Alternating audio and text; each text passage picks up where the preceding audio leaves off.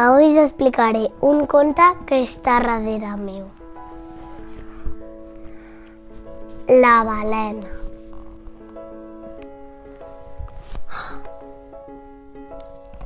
Comencem. El Noé vivia amb el seu pare i 6 gats a la vora del mar. Cada dia el pare de Noé es llevava molt d'hora i sortia a pescar amb la seva barca de pesca. Un dia de tempesta va sacsejar tota la casa. I demà al matí en Noé es va acostar a la platja per veure com havia quedat. Mentre caminava per la vora del mar, va mirar alguna cosa allà lluny. Era la balena. A mesura que s'acostava, en Noé no s'ho podia creure. Hi havia una balena petita a la sorra.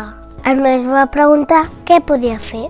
Sabia que per una balena no era bo estar a fora de l'aigua. M'he d'afanyar, va pensar. El Noé va fer tot el possible que la balena se sentís com casa seva. Li va explicar històries i la balena la va escoltar. La nit es dibuixava al cel i va començar a fer-se fosc. Quan va arribar el seu pare, el Noé va guardar el seu secret, però sabia que allò no podia durar gaire. El pare de Noé no estava enfadat. Estava tan ocupat que no es va adonar que el seu fill se sentia sol. Malgrat tot, li va dir que havien de donar la balena al mar.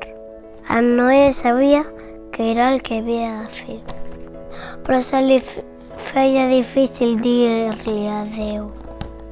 Es va alegrar molt de tenir el seu pare al costat. El Noé pensava sovint amb la balena. Esperava que algun dia la tornés a veure. La va veure amb la seva mare.